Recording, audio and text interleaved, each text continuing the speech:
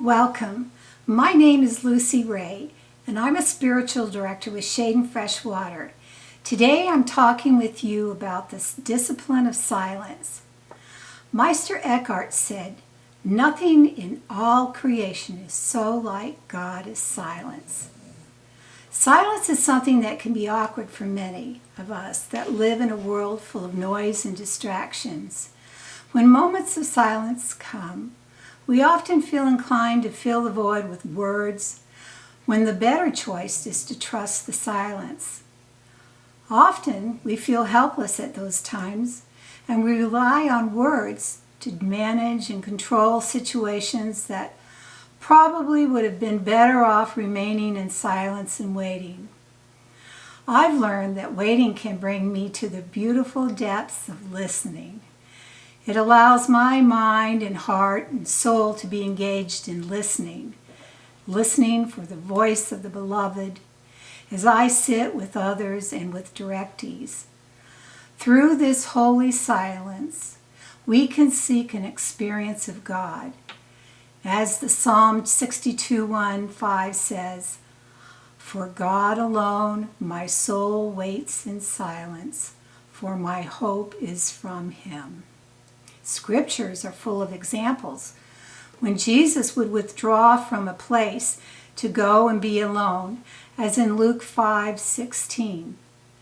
After healing a leper, he withdrew to a deserted place for prayer. Or from the Old Testament, when Samuel heard a voice calling him in the night. Samuel, thinking it was Eli, ran to him only to be told to return to his place of rest. After a second and then a third time, Eli realizes it is God who is calling Samuel. Samuel goes back again, lies down.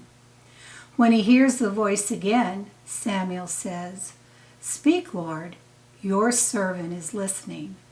And God speaks. The spiritual silence helps us to sense and know God, the Creator, in our life. We slow down, and eventually we see and hear differently. Some say we are seeing and listening with eyes and ears of Christ. As I mentioned earlier, being in silence leads us to a place of waiting. Waiting, as you know, can be uncomfortable for many, as distractions can come and go within the mind. However, with practice and patience, we may come into the presence of Jesus. His presence is filled with a serene sense of awe and wonder, and maybe for some radiance and peace.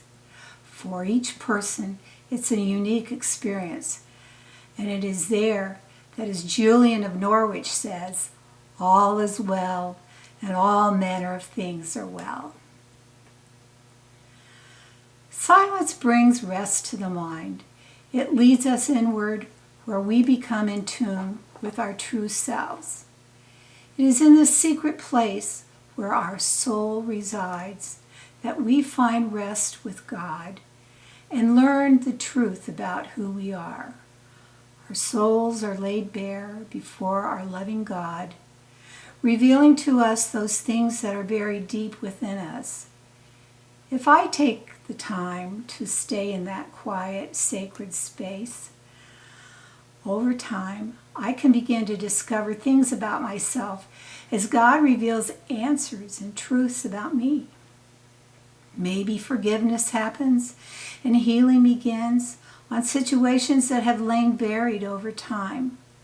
Or perhaps I just bask in the love that God has for me and I have for Him.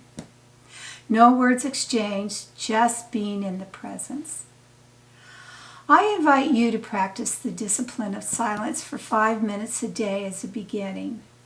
Find a comfortable, quiet place where you can be still and just imagine being in the presence of God or Jesus. Don't bring an agenda, just show up and be. As Psalm 37 says, "Be still before the Lord and wait patiently for Him." Finally, Gunilla Norris wrote a short book entitled Inviting Silence. I recommend you read it if you're interested. Have a peace-filled day. Thank you.